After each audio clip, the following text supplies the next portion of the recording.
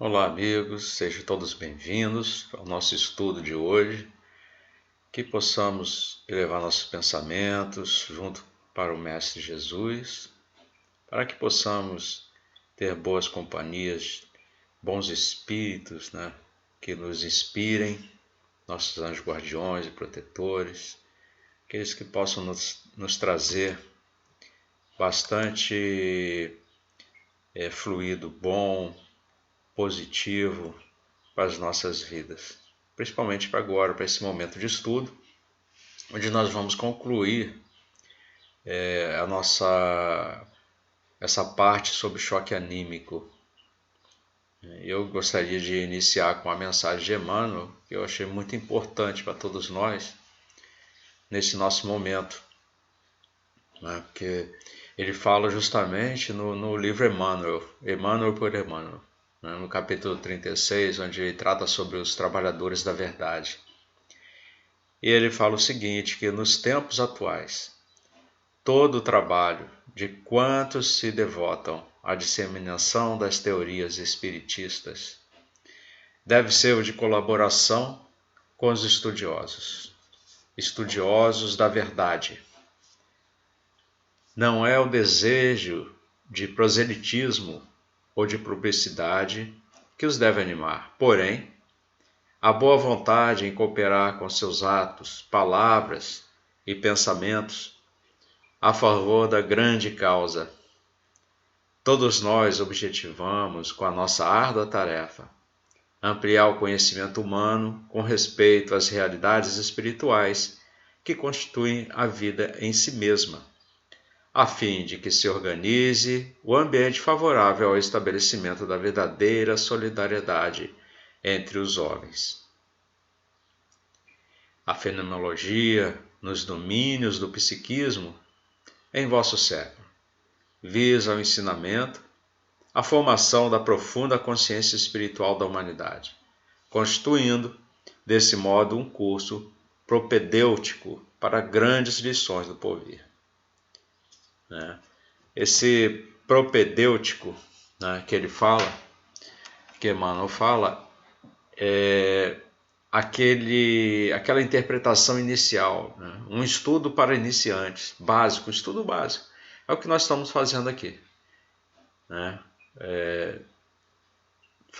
Procurando absorver informações para que nós possamos seguir em frente com o nosso estudo. É claro que informações dentro da nossa doutrina, nossas observações todas têm alguma referência dentro do Pentateuco ou de obras espíritas confiáveis, com espíritos conhecidos, de psicografia de Edivaldo, de Chico Xavier, de Raul Teixeira, Ivone Pereira do Amaral, médiuns também de confiança.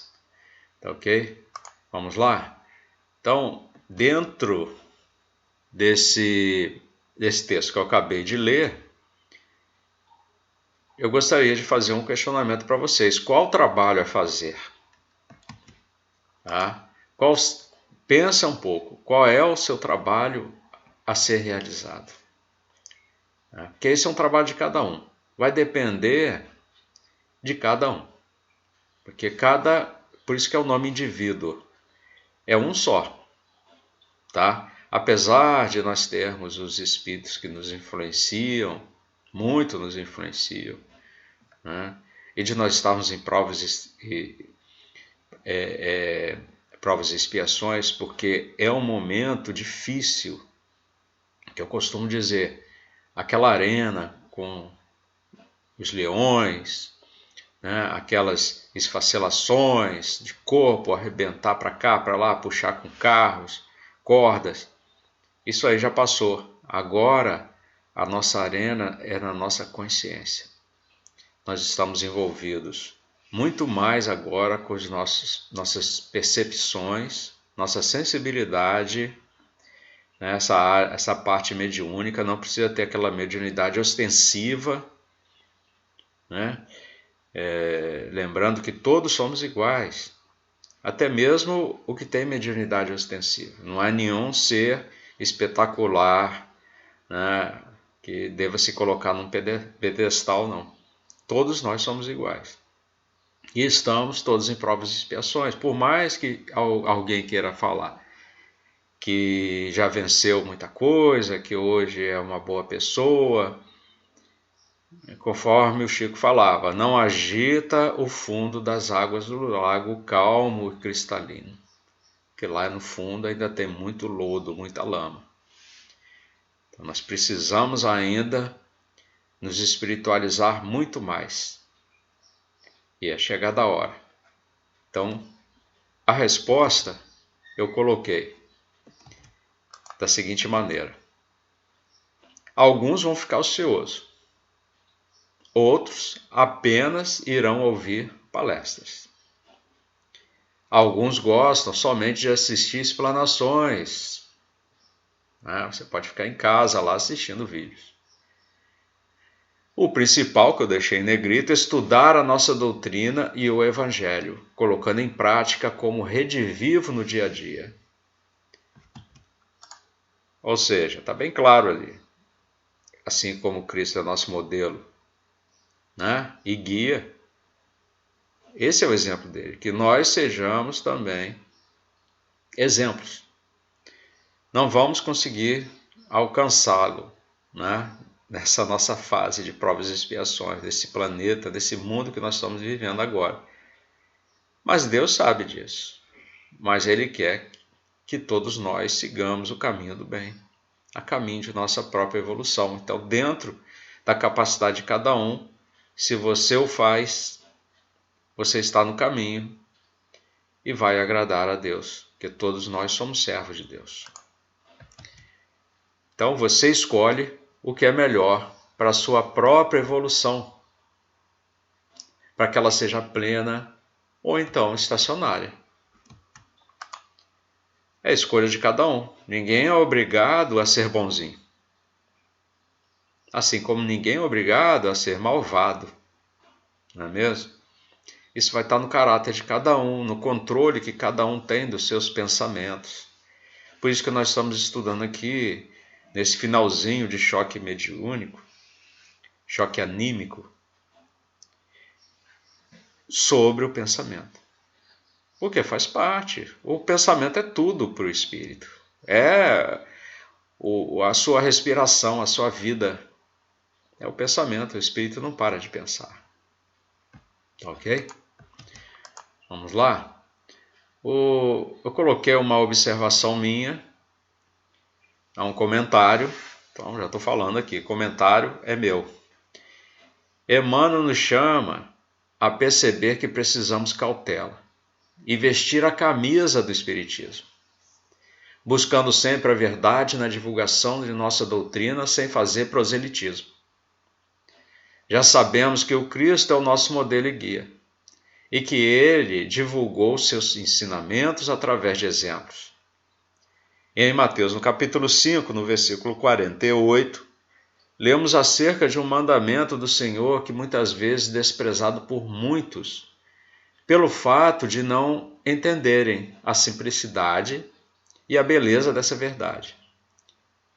E o texto é o seguinte: portanto, sede vós perfeitos, como perfeito é o vosso Pai Celeste.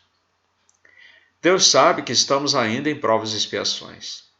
Então não trata de atingirmos a perfeição divina. Não se trata de nunca falhar, porque somos atrasados ainda. Trata de alcançar um padrão de excelência. É uma questão de buscar o seu progresso. É o progresso de cada um. Então veja bem, esse é o meu comentário com relação ao que nós lemos do texto de Emmanuel. Cada um pode ter o seu, esse é o objetivo. Vocês também não precisam acreditar no que eu coloquei ali. Está equivocado, isso é utopia. Cada um tem o direito de pensar o que estiver dentro de si, no seu coração. Tá? Mas eu peço que cada um, lá com seu jornalzinho, de número 21, possa ler esse texto do Emmanuel, que eu coloquei lá, e fazer a sua interpretação, o seu comentário, intimamente, que é muito importante. Tá ok? Então nós vamos tratar mais um pouco aqui, dentro desse nosso assunto, sobre diretrizes de segurança. Está no capítulo 11, que pergunta e Divaldo responde. Quer dizer que, no fundo, é sempre o médium o responsável, mesmo que tenha faculdade inconsciente, por aquilo que vem através dele. E Divaldo responde.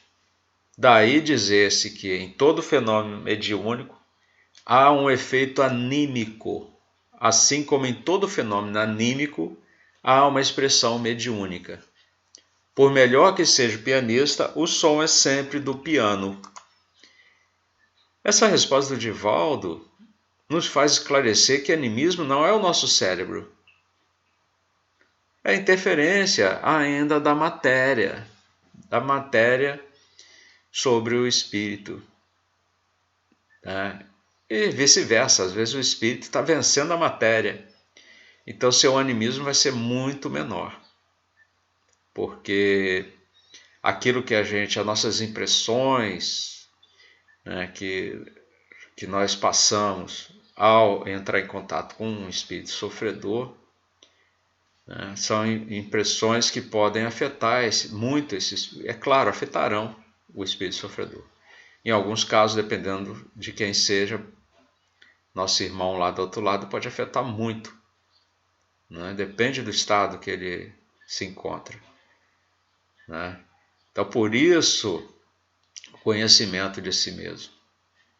Por isso essa importância de você saber o que você está pensando, controlar seus pensamentos. Tá ok? Continuando, eu busquei lá no livro No Mundo Maior, André Luiz nos chama a atenção pelo seguinte questionamento. Alguns estudiosos do Espiritismo, devotados e honestos, reconhecendo os escolhos do campo do mediunismo, criaram a hipótese do fantasma anímico do próprio medianeiro, o qual atingiria em lugar das entidades desencarnadas. Agiria, Seria essa teoria adequada ao caso vertente? É uma pergunta que André Luiz está fazendo a Calderaro. Sobre a evocação de certas imagens, o pensamento do médium não se tornaria sujeito a determinadas associações, interferindo automaticamente no intercâmbio entre homens da Terra e habitantes do além? Ele está querendo saber mais sobre esse choque anímico, mas com um detalhe. Tais intervenções, em muitos casos, poderiam provocar desequilíbrios intensos. Ponderando observações ouvidas nos últimos tempos em vários centros de cultura espiritualista, com referência ao assunto, inquiria de mim mesmo se o problema oferecia relações com os mesmos princípios de Pavlov. Quem não conhece Pavlov, conhece o trabalho de Pavlov, que já se foi há bastante tempo. Ele fez um trabalho, uma pesquisa muito importante sobre reflexo condicionado. Estudei isso na faculdade lá nos anos 80, tem muito tempo, mas ainda me recordo um pouquinho, porque ficou muito marcante. É utilizada essa teoria de Pavlov, reflexo condicionado, até hoje no treinamento de cães, de animais adestrados. Só para ter uma ideia, um cachorro treinado para não comer qualquer que seja alimento naquele determinado horário, ele não vai pegar o alimento, a não ser que o instrutor, o dono dele, dê a voz de comando liberando para ele comer.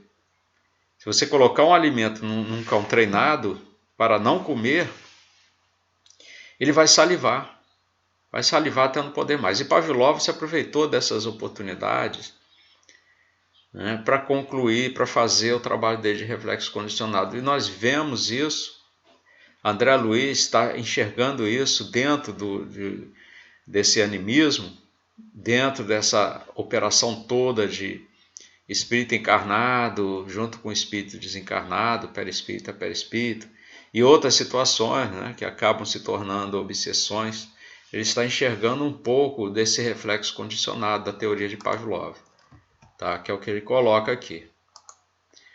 Aí o Calderaro, que é o instrutor de André Luiz, ele faz o seguinte comentário: a consulta exige meditação mais acurada. A tese animista é respeitável. Partiu de investigadores conscienciosos e sinceros. Nasceu para coibir os prováveis abusos da imaginação. Entretanto, vem sendo usada cruelmente pela maioria dos nossos colaboradores encarnados, que fazem dela um órgão inquisitorial, quando deveriam aproveitá-la como elemento educativo na ação fraterna. Milhares de companheiros fogem ao trabalho amedrontados. Recuam ante os percalços da iniciação mediúnica, porque o animismo se converteu em cérebro. Olha que interessante. O Calderaro está mostrando que esse fator choque anímico, fator animismo, né, que nós acrescentamos no nosso conhecimento aí, nas nossas explicações, pode ser o causador desse medo, né, que todos sentem. Todos não, né, uma grande maioria tem medo porque acaba enxergando também esse animismo como um misticismo, um certo misticismo, algo místico. Tem medo de você mesmo, que começa a achar que é somente você, conforme tem alguns aí que se disseram. Eu vi uma reportagem aí, uma menina falando que era ex-médium. Isso não existe. Não existe. Médium não é profissão, para começar, né? Conforme nós já estudamos, é um ser comum que tem aflorado esse sentido, né? Vamos dizer assim. É mais um sentido do ser humano. É bastante aflorado, por isso que a gente chama que tem a mediunidade ostensiva, né? Que aparece muito assim, né? Então não tem como ter essa classificação, médium, ex-médium, não tem. Mas ela quis dizer que ela fazia um trabalho de mediunidade em algum lugar, algum centro. Aí você vê o quanto que as pessoas que não estudam, porque estudar não é só decorar, pessoal, não é só decorar a teoria, não. Ter livros na mão, é procurar entender. Esse que é o estudo. Você vai ler e vai buscar em outras referências, tentando chegar a um entendimento seu, pessoal, seu. Tá? Então esse é o meu entendimento. Aí você vai buscar o seu entendimento, vai confirmar, será que o que o Cláudio está falando tem mesmo lá na doutrina? Ele falou Livro dos Espíritos, questão tal, falou esse livro psicografado por Chico, no capítulo tal. Será que tem isso mesmo? Vou lá pegar esse livro para ver. Vai ver que nem existe esse capítulo, nem existe esse assunto. Existe Calderaro mesmo lá, conversando com André Luiz. Vou ver. Verifica, gente. Nós não temos que acreditar em todo mundo, não. Aí, a pessoa vê uma reportagem dessas, que a menina fala lá que é ex-médium, que era tudo animismo, é tudo mentira, falou que Chico foi enganado. Aí você vê a ignorância, somos espíritos simples ignorantes. Ela é uma irmã nossa, precisa de muita oração, né? E Calderaro fala aqui, olha, recolhidos ao castelo teórico, inúmeros amigos nossos, que se reunindo para o elevado serviço de intercâmbio em nossa esfera, não aceitam comumente os servidores, que hão de crescer e de aperfeiçoar-se com o tempo e com o esforço. Exigem meros aparelhos de comunicação, como se a luz espiritual se transmitisse da mesma sorte que a luz elétrica por uma lâmpada vulgar. Nenhuma árvore nasce produzindo, e qualquer faculdade nobre requer burilamento. A mediunidade tem, pois, sua evolução, seu campo, sua rota. Viu? Nós precisamos, em tudo, não é só com a mediunidade não, em tudo nos aperfeiçoar. Então, se você, um exemplo simples, você está lá no curso primário, né? Agora é ensino fundamental. Na minha época eu estudei, era primário, né? Níveis, né? Agora está lá no ensino fundamental e aprendeu 2 mais 2, né? Aí você vai falar, nossa, aprendi a somar. Depois, mais à frente, você vai passar do tempo, você vai ver que sucessivas adições podem ser comparadas à multiplicação. Então, isso é um processo de desenvolvimento, uma evolução do seu pensamento. Tá? Ocorreu ali numa coisa simples. A mesma coisa deve ocorrer quando você lê o Livro dos Espíritos. Você lê o livro várias vezes, mas não é a repetição que vai fazer você compreender. Senão você cai naquela situação de outras religiões, uma situação antiga que o Cristo, lá em Mateus capítulo 6, ele mesmo já deixou bem claro, para não haver repetições de preces e orações. Então, você ficar repetindo não adianta de nada. Você tem que se envolver. Tem que ver o espírito da letra, como dizem muitos estudiosos aí do espiritismo. Né? Você vai ler o Livro do Espírito de novo, sim. É uma repetição de leitura, mas com um modo diferente. Não um modo somente repetição ativada. Tem que ler na repetição o modo interpretação daquela arte da palavra, daquela literatura, né, do espírito da letra, porque você precisa saber como era o pensamento daquela época. Faça suas pesquisas. Mesmo a questão do Livro dos Espíritos pode desenvolver páginas e mais páginas.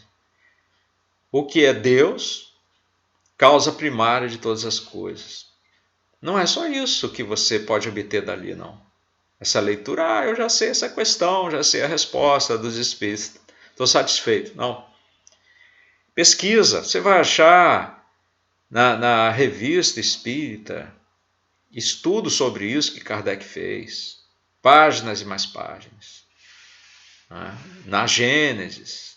A Gênesis tem um capítulo sobre essa parte de Deus. Tem vários artigos ali. E você pode procurar, tem Joana de Ângeles, ela fala sobre o que é Deus. Tem outros autores espíritas, até alguns mais antigos, né, que vão tratar desse assunto. Então procura se aperfeiçoar, evoluir, não fica só lendo e repetindo a leitura, que não vai adiantar, não. Agora vamos estudar, né, o Evangelho. Aí vai lá, lê e comenta. Passou um ano, vamos estudar de novo o Evangelho. Vai lá, lê e comenta. Mas o meu comentário hoje foi melhor, porque eu já entendi de forma... Não, tá certo, está tendo uma evolução do seu pensamento. Mas não é estudo, gente. Estudo você tem que pesquisar, tem que procurar ir a fundo. Hoje tem tantos recursos, até pela internet. Tá? Então, esse instrutor mostra a verdadeira dificuldade. Tá? Que ele diz o seguinte: o instrumento mediúnico é automaticamente desclassificado se não tem a felicidade de exibir absoluta harmonia com os desencarnados, no campo tríplice das forças mentais, perispirituais e fisiológicas. Então, o primeiro socorrista não é um doutrinador, nós vimos isso a vez passada. E o Calderaro está chamando a atenção para isso. Se você não desenvolve bem esse estudo da mediunidade a ponto de compreender o que está acontecendo, o que está ocorrendo, para você se controlar, se harmonizar, né, trazer mais para os seus pensamentos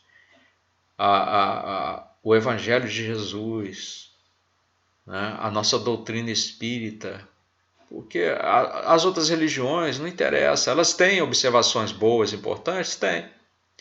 Mas se nós ainda não conhecemos totalmente, não aplicamos totalmente na prática, não revivemos totalmente a nossa doutrina, não adianta a gente ficar se baseando muito nossas justificações na doutrina de outras religiões, né?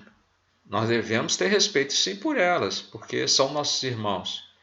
E nós já nascemos ali dentro algumas vezes daquele quadro. Podemos até na próxima reencarnação vir junto deles também. Não sabemos dos planejamentos, que só Jesus, nosso grande general, né, nosso governador planetário, sabe, né? Só cabe a ele saber, né, essas defesas para que o planeta possa evoluir, para que todos possam crescer. Mas nós precisamos ser espíritas, defender nossa doutrina, nossos princípios, né? Respeitando as outras religiões, sem fazer proselitismo, né? Que é chegar para outro de outra religião e ficar forçando para que saia e siga que o nosso é mais certo. Não. Todos são necessários de acordo com o planejamento reencarnatório de cada um, né? Ele pode estar precisando, com certeza, passar ali pelaquela situação e se desenvolver com seus próprios meios. Nós também, se nós já estamos aqui na doutrina espírita, precisamos crescer e evoluir com a nossa doutrina. Nada de, no meio de uma situação nossa, parar para vivenciar uma situação de outra religião. Muita gente faz isso, eu não entendo. Tá esquecendo que primeiro nós devemos concluir o nosso trabalho aqui, que nem começamos, não é verdade? E aí Calderaro traz aqui uma informação muito importante para reforçar o que nós vimos antes. Buscando o símbolo mais singelo, figuremos o médium como sendo uma ponte a ligar duas esferas, entre as quais se estabeleceu a aparente solução de continuidade, em virtude da diferenciação da matéria no campo vibratório. Calderaro está mostrando encarnado e desencarnado. A nossa situação de cada um tem a ver com a vibração. A matéria aqui é mais densa, energia, condensação de energia, conforme Einstein falava, né? É igual a mc ao quadrado, né? Energia é matéria condensada. Passa para o plano espiritual, a matéria é menos condensada, né? É mais etérea. Mas você ainda não se desfez de toda a matéria. Você vai ver lá no livro Nosso Lar, André Luiz deita para repousar e sonha, só que o sonho dele não era o sonho, era o espírito dele deixando aquela parte do perispírito mais denso ali no nosso lar, que ainda estava impregnado ainda de matéria, para ir se encontrar com a mãe dele num plano superior.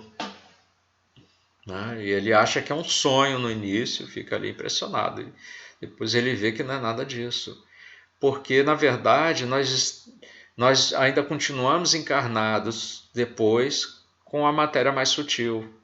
E vai, de acordo com a nossa evolução moral, nós vamos nos libertando cada vez mais dessa absorção de matéria e nosso perispírito vai ficando mais etéreo.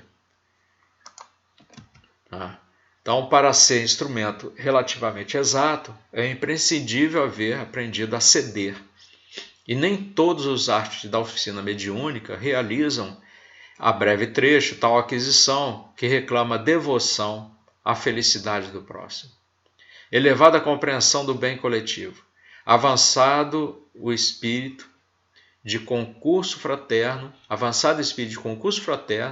e de serena superioridade nos atritos com a opinião alheia. Para conseguir edificação dessa natureza, faz-se mister o refúgio frequente e a moradia dos princípios superiores.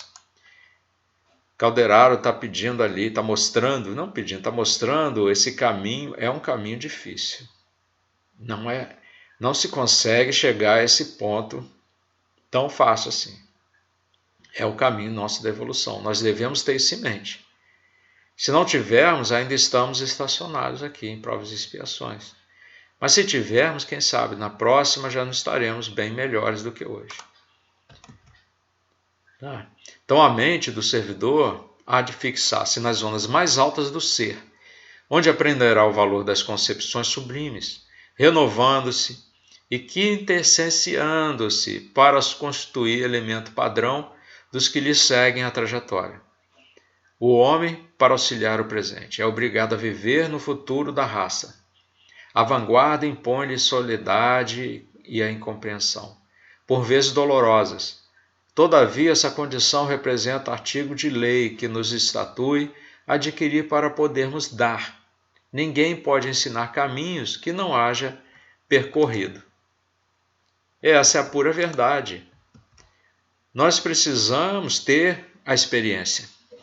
É por isso que estamos aqui. É por isso que Deus sabe e aguarda pacientemente, né, que nós sigamos o bom caminho. Às vezes nós estudamos, não compreendemos e erramos. Estudamos, compreendemos, mas ainda erramos, ainda não somos fortes o suficiente. Mas aí, como já compreendemos, aquele erro nos faz sofrer.